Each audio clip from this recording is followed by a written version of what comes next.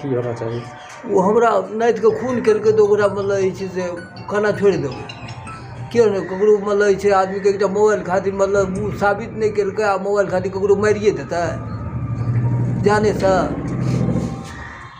राजविराज नगरपालिका वडा नम्बर 16 में मोबाइल चोरी गरेको आरोपमा कुटपिट गर्दा एकजना युवकको मृत्यु भएको छ।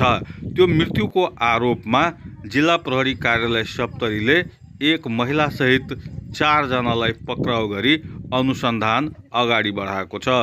यो घटनाको सम्बन्धमा यो घटना 2082 साल 8 को महिना 3 गते दिनको अन्दाजित 3-4 बजेको समयमा एकजना महिला सरकुमारी शाह वर्ष 35 को उहाँको मोबाइल हरायो भनेर खोजतलास गर्ने क्रममा मोबाइल चाहिँ त्यो जो मृतक अहिले मुकेश कुमार यादव वर्ष 19 को उहाँलाई चाहिँ सरकुमारी शाह र एकजना सन्तोष रावत बरी वर्ष 25 को लगायत अन्य केही व्यक्तिहरूले सोधपुछ गर्दाखेरि निज मुकेश कुमार यादवले चाहिँ मैले लगेको छैन भनेर प्रतिवाद गरेपछि निज मुकेश कुमार यादवलाई चाहिँ ती सरकुमारी लगायतले व्यक्तिहरूले बाँधेर कुटपिट गरेको भन्ने सूचना आएको छ।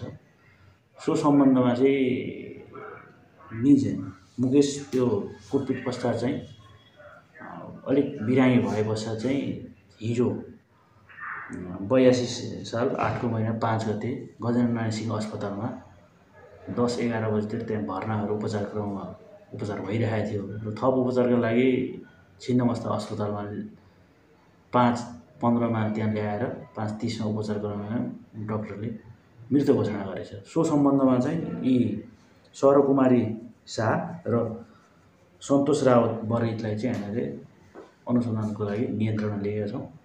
थप अनुसन्धान गर्ने कार्य भइरहेछ। यसरी मोबाइल चोरेकै आरोपमा कोठामा थुनेर कुटपिट गर्दा मुकेशको मृत्यु भएको बारे विस्तृत जानकारी जिल्ला प्रहरी कार्यालय सप्तरीका डीएसपी डम्बर बहादुर पुरीले गराउनु भएको छ। मुकेशको मृत्युपछि उनका परिवारजन अहिले शोकमा डुबेका छन्। जेठ थी अखन आपने के बेटी जमाई के अवस्था केना छै? अवस्था मतलब ई छै से बहुत गंभीर छै एकदम हालत गुजर गेल छै ई घटना लए कऽ। केहन गंभीर छै? मान लिअ बेहोश छै। हम तऽ बाजारे में छलिए काल्हि से छियै आ पानि चढ़ाना छै कि केना छै मतलब घर पर मतलब फोन करै छै कहै छै बेहोश छै। अहाँ की चाहै छियै की होना चाहिए जे पकड़ायल छै दोषी सब की होना चाहिए?